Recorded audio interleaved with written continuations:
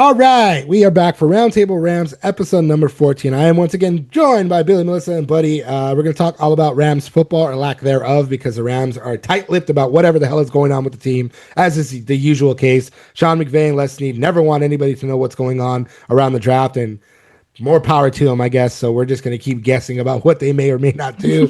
The actually only big-ish update, very much like the Washington Commanders and the Ravens, who rolled out brand new uniforms, the Rams updated their uniforms for the 2026 season and their logo.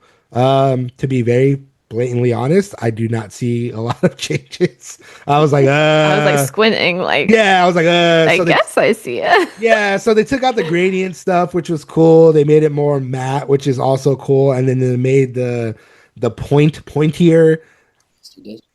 That look, James recalled iconic horns. All right, what you look, all right. They made the horn pointier. Honestly, I think that like the biggest thing was taking out the gradient thing. I think that was a smart decision. I do oddly like the just standard yellow logo. I don't know why. I just think it just reminds me of the old school Rams a little bit more. I don't really have a whole lot to say about this. Good for them. It looks kind of better.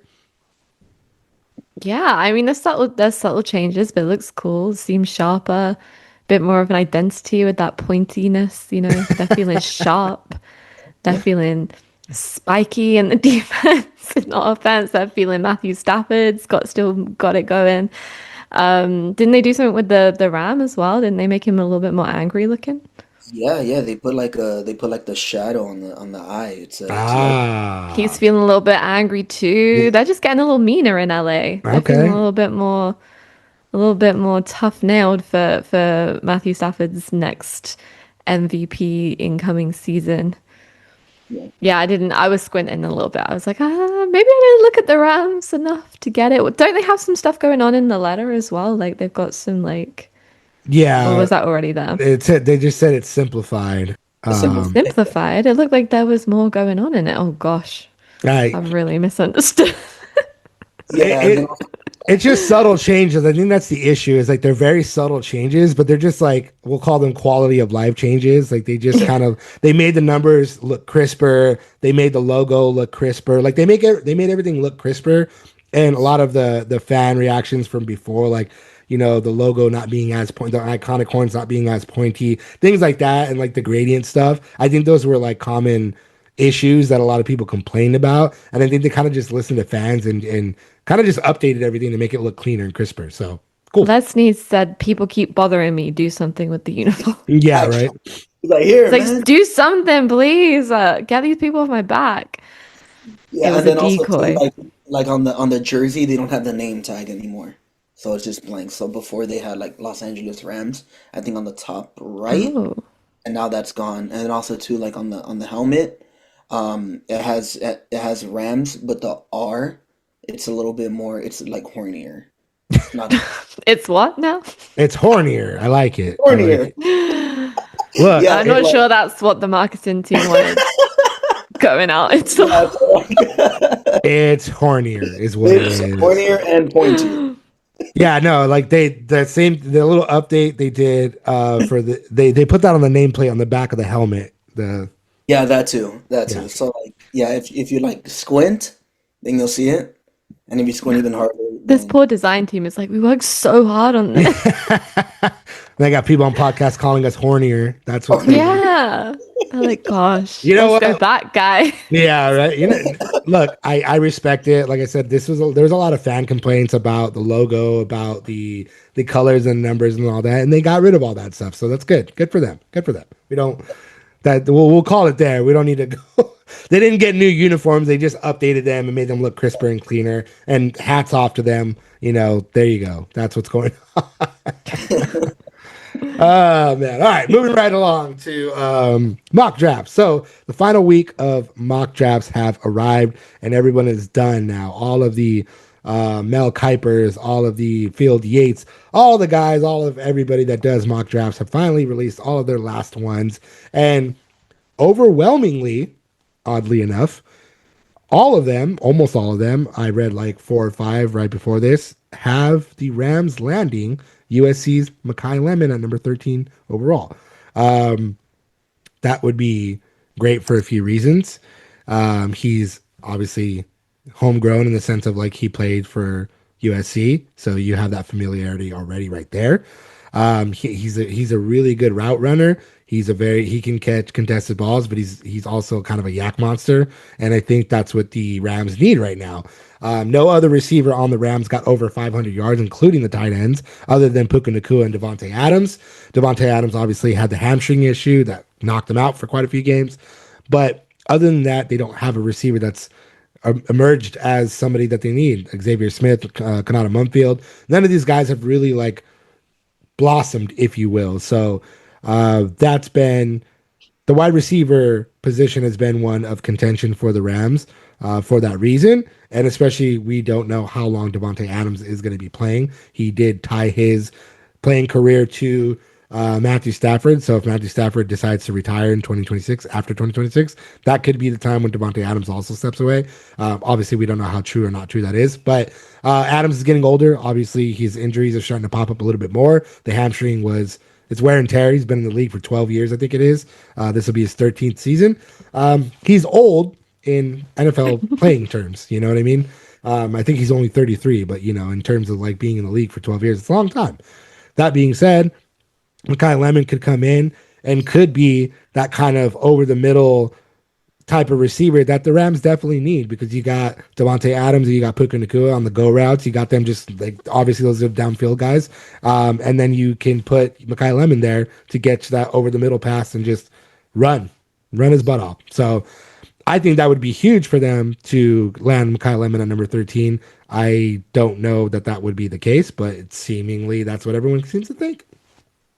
Yeah, I mean, it's great. We've spoken a lot about having a quarterback come in behind Matthew Stafford to learn in his last couple of years, but this would be great for Makai Lemon to come in, and he's got Nacua and Adams right there to be his mentors and guides. So I think that they can definitely see potential with him. I know Buddy was saying before about like when the Rams do take a first round, like they really do take someone in the first round, then they usually see someone really special and they see something really special in that person. So maybe they do. Maybe they are seeing things. Maybe these guys are hearing things around the league that suggests this is what the Rams are going for. He's fast. He's a great route runner. Seems like a really good pickup for them.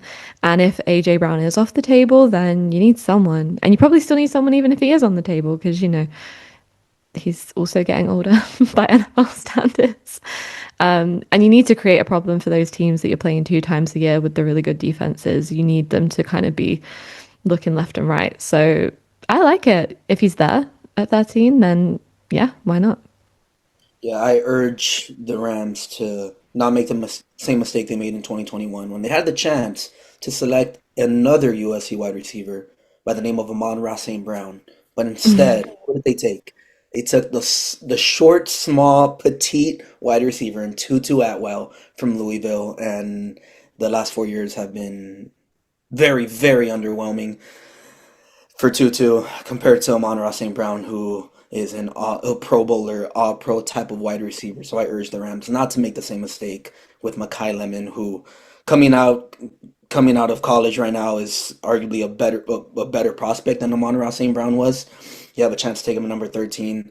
I wouldn't hesitate at all unless they love an offensive lineman, like we were talking about the last pod, right? If Fanu's there, right? Because the Rams, you could argue, need an offensive lineman as well, considering their excuse me, their expiring contracts and their just depth and injuries that could take place throughout the year, right? So, but going back to Lemon, I mean, he would be a fantastic fit in McVay's offense. Not only is he a fantastic yards after the catch, but he's also established himself as a deep vertical threat, right? Same with Puka. Like it's crazy because like com- coming into this coming into this season, like Lemon is really like catch the ball short yardage and then just explode for yards after the catch, with like Puka kind of established himself as that. But like this past year, Puka just went completely off and like inverted as a vertical threat. And like Lemon, I could see like the same thing happening. Mm. So like if you could have two guys like that, right, along with Adams, who could still do like a little bit of everything, especially like in short yardage, red zone area, like that would take the Rams offense to just completely new level. Like Makai Lemon's the type of guy that I could see come in and just be like immediate impact on the Rams offense, which would, I mean, they're already like a top three on paper. They're a top three team, right? Adding Lemon would just take them to a whole nother stratosphere in that. So I mean, yeah, if he's there at number 13, I wouldn't hesitate at all, barring like if they're in love with another offensive lineman or if they want to trade down, because it seems like they always trade down more times than not, at least. But yeah, I mean, like this would be a great fit, and to be in McVay's offense along with new offensive coordinator Nate how do you pronounce the last name? Shieldhouse. House, right? So like that could really give him like a new toy to play with. So yeah, it would be great, and there's really no complaints on if they were to draft Lemon. Yeah, definitely. And I think too, the Rams all-in approach that they're obviously, it's not as similar as 2021, but it's very similar because they went and gave up their number 29 overall, I believe it was, for Trent McDuffie, and then they went and signed Jalen Watson, upgraded that secondary in a major way. Now, I would say if they're treating this as an all-in type of deal. Yeah, offensive line would help them out down the line, but I think if they're trying to find somebody that can impact the field immediately, you go and get a Makai Lemon, or depending on how his workout goes today, which should be in a couple hours, you go get Arizona State's Jordan Tyson. You go get somebody like that. We'll see what happens with him, but he's been mocked up and down. Even Omar Cooper from Indiana has been mocked to the Rams as well, but he's fallen a little bit further down. But I think very, very smartly, if Makai Lemon is there, the Rams are definitely going to take him because he fits that Rams mold, especially to be able to catch from Matthew Stafford and be part of the Sean McVay offense. Like, I think he's going to do incredible in LA, staying in LA, obviously, playing for USC and whatnot. So we'll see. We'll see what happens.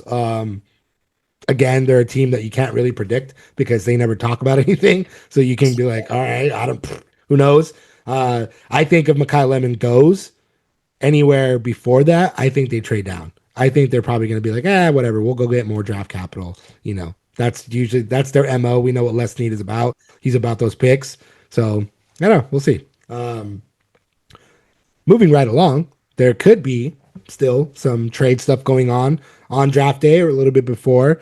Again, because I think this is another all-in year and the Trent McDuffie trade. I think the Rams could potentially do one or two of these things. One that's been talked about for weeks. I know that now because of the drama behind it, that maybe people don't take it as seriously because of what happened with Diana Rossini, who kept talking about A.J. Brown, is now no longer with The Athletic because of some controversy with her and Mike Vrabel that we don't need to get into. Let's just say she's no longer with the company. But anyway, everybody was like, did that really happen? Blah, blah, blah. Let's cast that aside. The point being, the Rams have been connected to A.J. Brown for months at this point. They were one of the main players in a potential trade. And after all the drama with Rossini did happen, Adam Schefter, I believe it was, went and spoke about the trade. And again, we don't need to really connect it and get into like all the drama with her or whatever. Essentially, he said, oh yeah, well, bet you didn't know this. Kind of flexing a little bit about him being somebody who, was it him or was it Ian Rappaport? I think it was Adam Schefter, right? It was Schefter. Okay, yeah, it was Schefter. Yeah, so Schefter basically was like peacocking, like, oh yeah, you think she's the only insider? Well, guess what? The Rams were this close to signing A.J. Brown. And apparently they were. And we were like, everybody was like, whoa, wait, what? All right. Through that, like I said, I think he was just trying to make a point. Like, there's a lot of insiders that have a lot of information.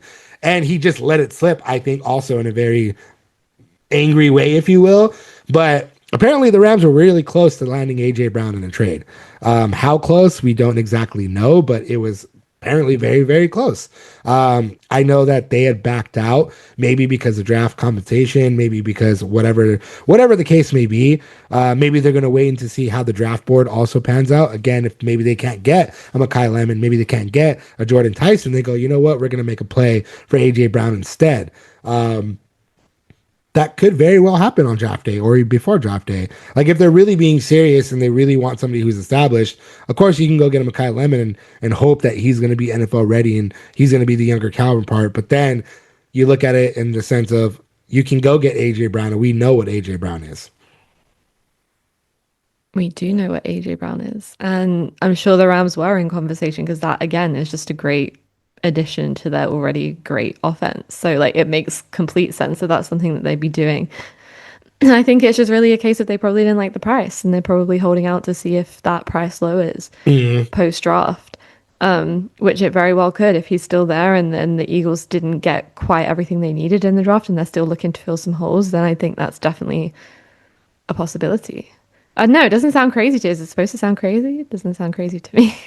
Yeah, no, no, definitely not. Yeah, because we did hear that the Rams were kind of in on Brown, right? But we don't know to what extent. And there was other rumor that like they were close, but then like Schefter says, well, they were this close, and I was like, oh, okay, so they were like real close. Yeah, it could have happened like a month ago, right? So I mean, Were they yeah, Max Crosby close? yeah, exactly. Yeah. I don't think anybody was Max Crosby close. They were sitting in a building by themselves. Yeah, that happened and then it didn't happen. Yeah, so like who knows, right? I mean, a lot could happen and will happen next weekend when the draft takes place. But it's weird because at the same time, like, okay, like, yeah, sure, like other teams are interested in Brown, but like, do the Eagles even want to give him up? Like, obviously, how we talked about in other pods, right? Like, no one's untradeable, right? So like, I mean, if the Eagles get hit with a great trade package, then it's like, okay, like, yeah, we'll give him up, right? But at the same time, like, okay, like, do the Eagles even want to give him up? Like, sure, we've heard rumors like he's unhappy, he's been complaining and things of that nature, but I think that's just all part of like the wide receiver diva thing, right? And Brown clearly has that, and kind of like rightfully so, right? He's an Pro Bowler type of guy. I mean, led the Eagles to a Super Bowl, so I mean, like he's earned that right. When he's right, he's a top 10, maybe top 5 wide receiver in the league, right? And just considering that his fit, like if he were to come to the Rams, his fit with Stafford and Nakua, like that would just be like insane, right? And he's still under 30 years old, so that's also good, right? I mean, like we talked about with Adams, like yeah, he's old for a wide receiver. Brown is still right there, still has plenty left in the tank. So I mean, yeah, I think it just all depends, like if the Eagles like the trade package and if the Rams are willing to give up whatever the Eagles are offering or demanding, Mm. right?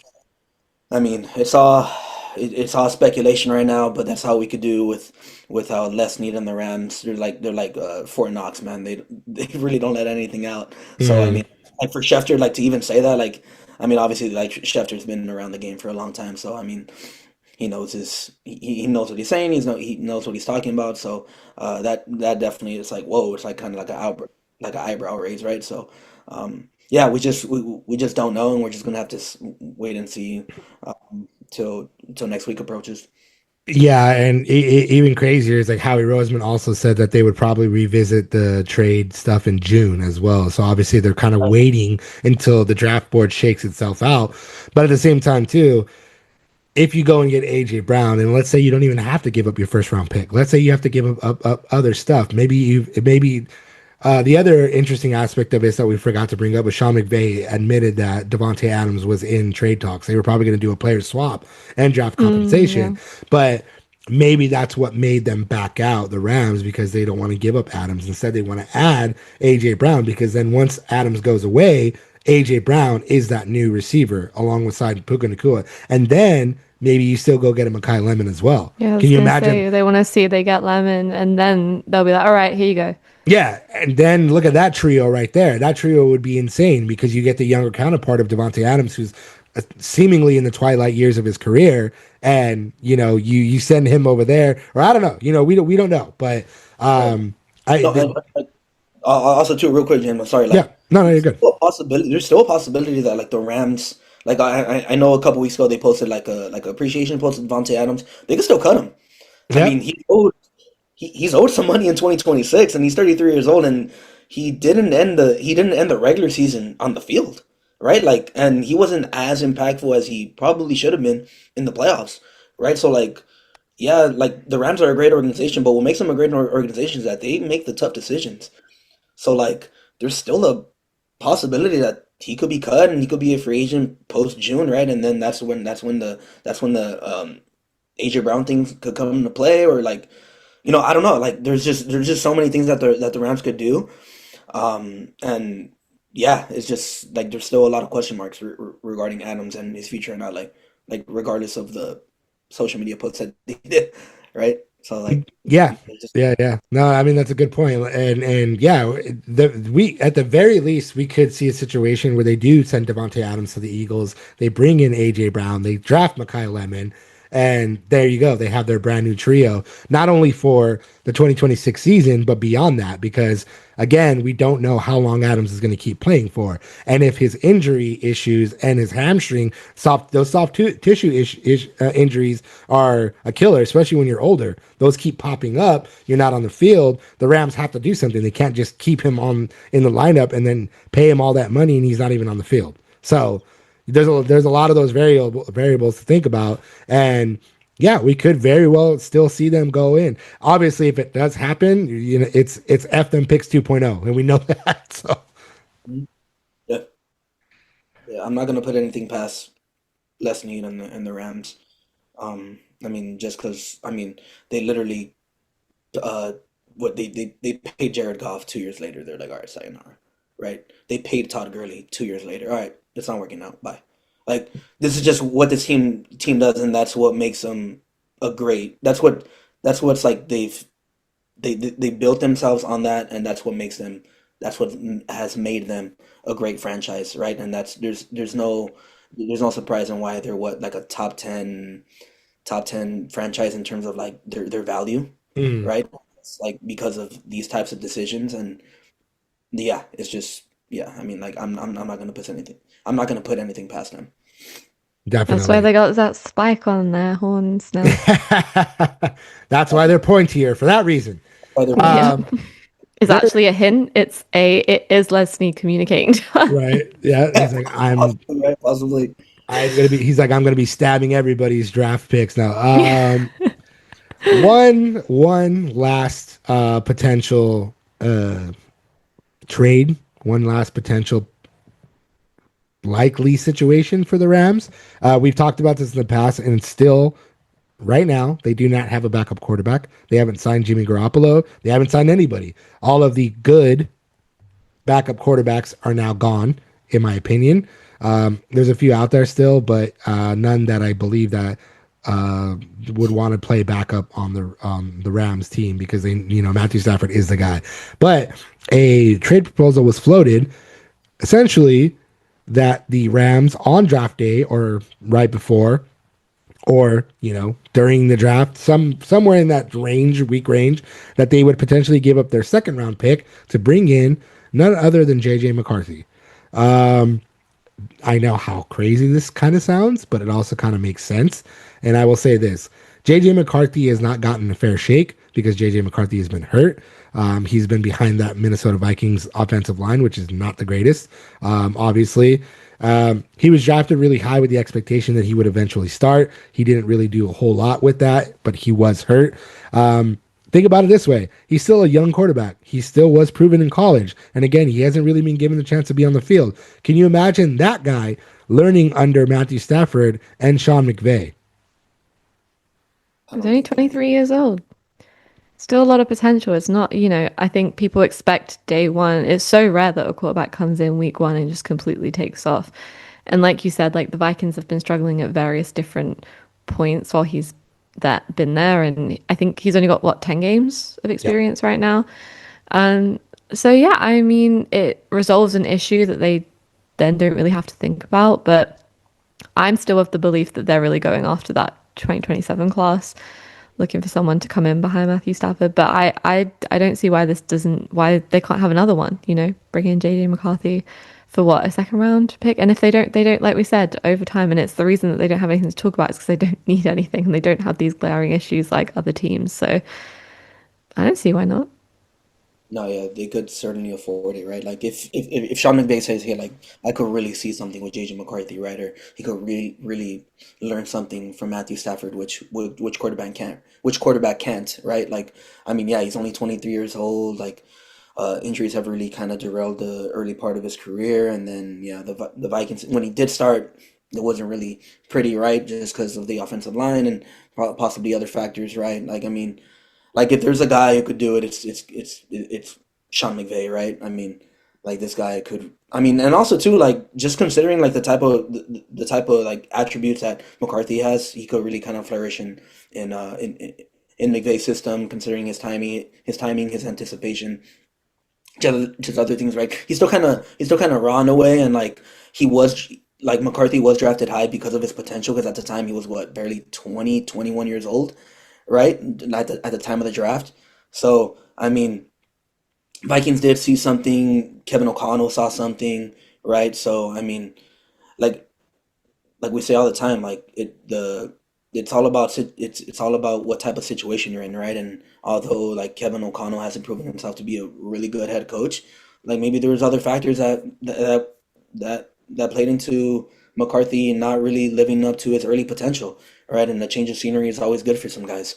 And if McVay could see McCarthy as maybe even at worst kind of like a bridge, right? Let's say Stafford calls it a career after 2026. Rams trade for McCarthy. McCarthy comes in 2027 and does okay, right? I mean, there's just a lot of factors that could play into it. It's really all about feel, and like if McVay and Snead really view McCarthy as either maybe the next franchise quarterback or like a kind of bridge quarterback, because like the Rams still don't have a, like James was saying, they still don't have a backup right now. So I mean, it's all about how they view McCarthy, and I wouldn't hate it personally, right? Because like A, they do need one. B, he's really young and he's kind of still unproven. The injuries are a little scary for his age, but yeah, I feel like there's just a lot left in the table, and in the right situation, McCarthy could flourish, and LA is certainly one of the places where that could happen. Yeah, I mean, and he's not expected to come in and start anyway. And it's not like, barring anything unfortunate happening to Matthew Stafford, and we know Matthew Stafford's an Iron Man. If things do happen, he plays through them. So it's not like he would have to come in and start in 2026 by any means. But they could also see that raw talent and be like, hey, there's still something here. We can train, or we can guide him to be better and to be his best self. I think it would make sense. I for a second round pick, maybe that's a little too high given his starts, and regardless of him getting drafted in the first round, like he's not really a proven guy right now, and there's not a lot of faith, especially because the Vikings brought in Kyler Murray, and so I just don't think I don't think there's a lot of people backing JJ McCarthy right now, but maybe that's going to be good for the Rams because it can lower his price. They can offer a third round and fourth round or whatever and get him in there and be like, all right, cool, you're going to learn. And like you just said, buddy, like maybe he is a bridge quarterback. Maybe he's a guy that's just going to come in and be the backup, and then they realize they still have to go and get someone in 2027 regardless. That could definitely happen. And also too, James, like, yeah, sure, excuse me, like sure, like if they do give up a second round pick, like yeah, that might be a little high, but I'm looking at guys who could fall later in the draft. Not fall later in the draft, but guys, quarterbacks who are projected to go later in the draft, like Carson Beck, he's 23. JJ McCarthy's 23. Drew Mm-hmm. Aller, he's 22, and JJ McCarthy's only 23, right? So like yeah, that may be too much. And yeah, you like these guys are gonna fall like 5 through 7 round, between the 5 and 7 round range.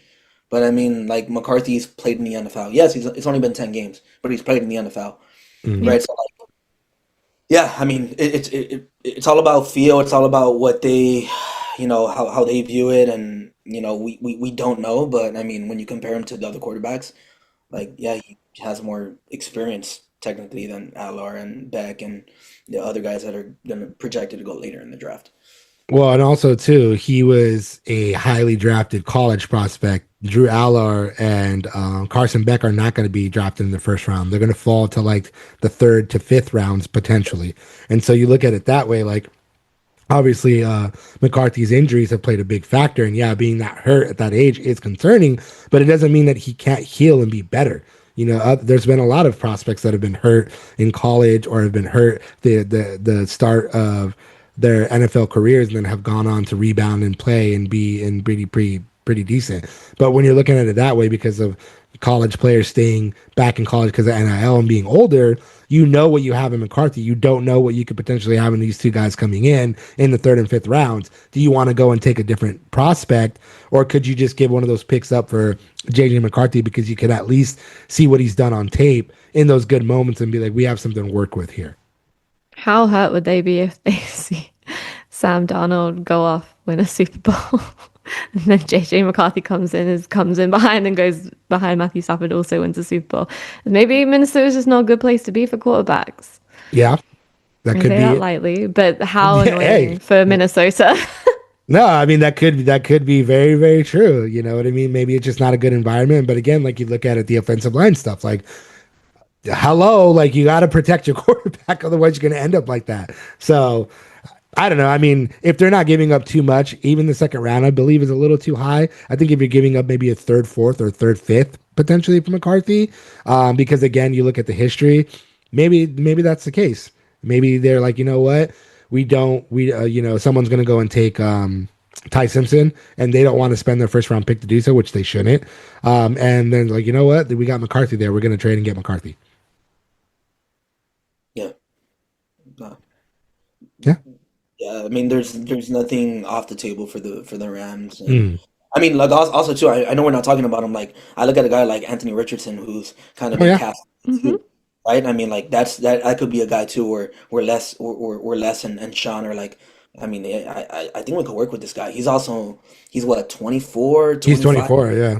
He's 24 years old. Yeah, injuries have also played a factor in his career too, but at the same time, I mean, he's still so raw, and also too, like you look at him like he's a different type of quarterback than Stafford. He's 23, same age. Yeah, turns 24 next month. And he, before all of his tough running and all those injuries, he was playing out of his mind. He was playing great, and he's a dual threat quarterback that the Rams don't really ever get to utilize. You know what I mean? Like Stafford can't run. I mean, he can run, but he can't really run, and so. You know, you think about like the future, and you think about having a mobile quarterback that can also gun the ball downfield with Puka Nacua and potentially Makai Lemon. I think that's a very good point. I think you do look at Anthony Richardson as well, and he has been connected or mentioned alongside the Rams, and I think that would make sense as well. And then also too, you could argue he could be cheaper than JJ McCarthy, right? Just because of his injury and just how he was just cast off. He was replaced by Daniel Jones. Daniel Jones was also cast off, right? In a way, right? He lands in Indianapolis and he has a fantastic season before he tore his Achilles. But like, I mean, like if you get replaced by Daniel Jones, like how much really could you be asking for? Yeah, that's a fair point. I mean, like let's say, just hypothetically speaking, real quick, like Rams hit up the Colts. They want a second round pick. Well, second round pick for Anthony Richardson, the guy you benched for Daniel Jones. Like, no respect, right? Like, I mean, like he could be cheaper, right? So like that's also a possibility. I mean, I would not hate for the Rams to either call about JJ or call about Anthony. Really not, especially with their need for backup. I think if any team can revive a quarterback's career, it would be the Rams. Like that's the place you want to go. That's the guy you want to learn under. The guys you want to learn under. So, you know, agents could be calling, things could be happening. Wouldn't be surprised at all. Yeah, they need a backup, and Anthony Richardson could sit there and learn under Matthew Stafford, same way that McCarthy would, and then learn under Sean McVay and Nathan Shieldhouse, all the great offensive minds that are there on the staff. I think that would be huge too. I think either one of them would work out. Would be great for the Rams. Yeah. All right. Well, we have less than a week, and then we will find out what exactly is going to happen with the Rams and everybody else in that first round, at least, because that's going to be the round that obviously where these trades are going to happen, where movement's going to happen. Usually, I think it's been like the last 2 or 3 years, there's been like movement in the top 5, some sort of blockbuster trade a couple days before the draft takes place. We'll see what happens. Obviously, that's probably not going to be the Rams unless they trade out of the first round and get a buttload of draft capital from somebody, which we wouldn't put that past them because that's what Les Snead's MO is. But yeah. Thank you guys for listening. This has been Roundtable Rams episode number, I believe I said it was 16. It is 16. Thank you, Billy and Buddy, for joining me once again. We will be back in a week and a half. We will not be back next week. We will be recapping the draft a week after that early on. So, yeah, we will see you there.